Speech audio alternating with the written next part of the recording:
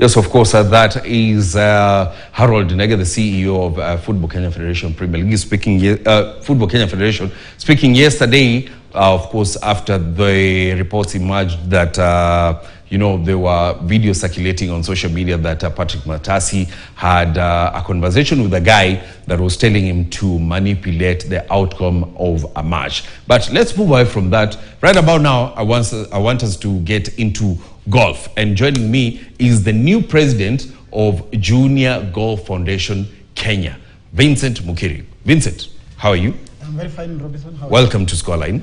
Thank you. How are you doing? I'm doing well. Yes, first time on Scoreline, and let's talk about junior golf. I mean, for the last 3 or 4 years, we've been having Regina Gashora come here and talk to us about junior golf. Now it's a different phase, and of course, I know you also have different projects that you want to initiate. But talk to us first about Junior Golf Foundation. Okay, thank you very much. Junior Golf Foundation is a project of the Kenya Golf Union, and our mandate is, of course, to get as many juniors into golf as possible. And so what we are looking at, or what we do, is get the juniors into golf, then ensure that they stay in golf, and ultimately play golf for life. So that basically is our mandate in summary. Yes, so we are looking at programs that then keep them in golf for life. Yes. You know, one thing I forgot to say. Congratulations for being voted like the president of the Junior Golf Foundations. Thank you. Now, let's talk about junior golf in Kenya. I mean, the projects that you have for this year. You are the deputy president or the vice president. Yes, there are projects that you were running alongside Regina. Which are these projects, and how are we going to see you, move on with these projects? Junior Golf Foundation caters for juniors who are 21 years and below in Kenya. And this is slightly different from international standards, where the junior is 18 years and under. And so what we have done is just give them another extra 3 years, so that as the juniors tries to establish themselves career-wise, then they are still within the protection, and they enjoy the structure of the Junior Golf Foundation. So we have about 3,000 juniors that currently are members of the Junior Golf Foundation. And what we have been doing for the last year, that I was the vice president together with Regina, as well as the team that we work with, we have come up with first get into golf initiatives, a number of initiatives that help juniors come into golf. Yes. So these are initiatives that are targeted towards schools. These are initiatives that are targeted towards religious institutions, targeted towards communities and golf clubs, to make sure that we can get as many golf juniors into golf as possible. Traditionally, golf was a mysterious sport. Not many people knew about it, and so we are aggressively just getting into golf initiatives all across. So that is the first point, talent identification. Where are these people? Can we get them into golf? So that is our biggest project. When you say about talent identification, where do you get these people? I mean, how do you do talent identification? Well, you have to be on the ground to know who is talented and who is not talented.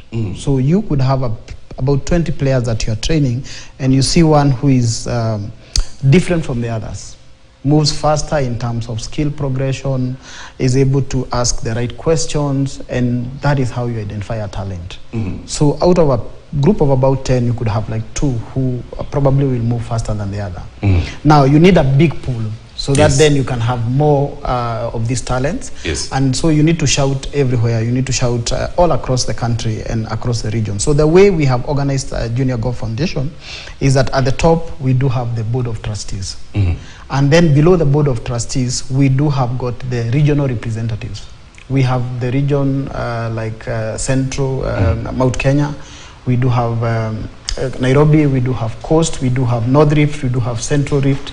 And the role of the region is to identify the talents that are in those regions. Yes. Now, below the regional representatives, we do have junior conveners all across the 38 clubs, golf clubs in Kenya, and whose work is then to look for the juniors within the golf clubs. In addition to that, then we have the schools initiative, where we then go to schools and try to look for these talents.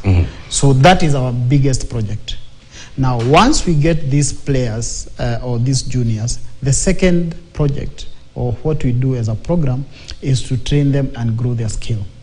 So you will take someone at a beginner level, and then over a period of 2 or 3 years, grow their skill to a level where they can then compete in competitions without fear of failure.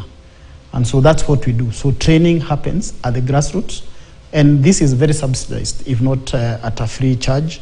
We have training where we train the best juniors in the region, the top 5 girls and the top 5 boys, for free, just to ensure that every region can actually identify its top talent and support its top talent. And this is something that happens all the year round. Because if you don't do that, this player who is gifted or this junior who is gifted will go back and fail to compete. But if you give them a structure where they have to come for training once a week, twice a week, then they will keep their skill. And ultimately, this regional squad then feeds into the national squad. So we have another program of training whereby the whole year we are training our national squad. I think we are one of the unions that probably has a rolling squad that never breaks, such that from January to December, our team is in camp. Tell us about this relationship that you have with the schools, because most people tend to think that, you know, aside from school games, that is it. Yes. But for you, it's a totally different kind of relationship. Yes. Well, we've had to be very innovative around our approach to schools. And the reason I say this is because we are currently working on a curriculum for golf in schools, but this has not been finalized. And so what we have done is come up with collaboration with schools where we can point schools to golf clubs. And the schools can then collaborate with golf clubs, where we then send our trainers to schools to train the players in the school grounds, or for the schools that are able, they can go to the club and get this training. Now, we want to be even more innovative than that. And we want to target even the 4 years and the 5 years by coming up with customized equipment, whereby you can have a plastic golf club, you can have a tennis ball that can be used to get this. Remember, for juniors, the biggest thing is to keep it fun and ensure that they can enjoy. Yes. And then safety.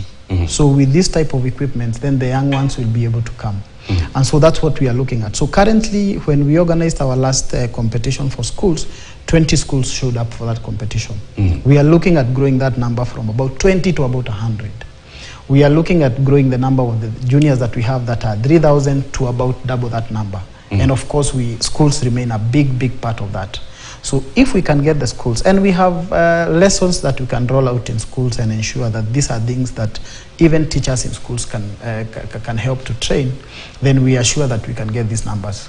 So schools remains a big program for us, and our schools to golf in schools initiative will be a big thing for us this year. Yes. Schools, of course, remain a big initiative for you to make sure that we have a big pool of golfers going into rather a big pool of the next generation of golfers that we have.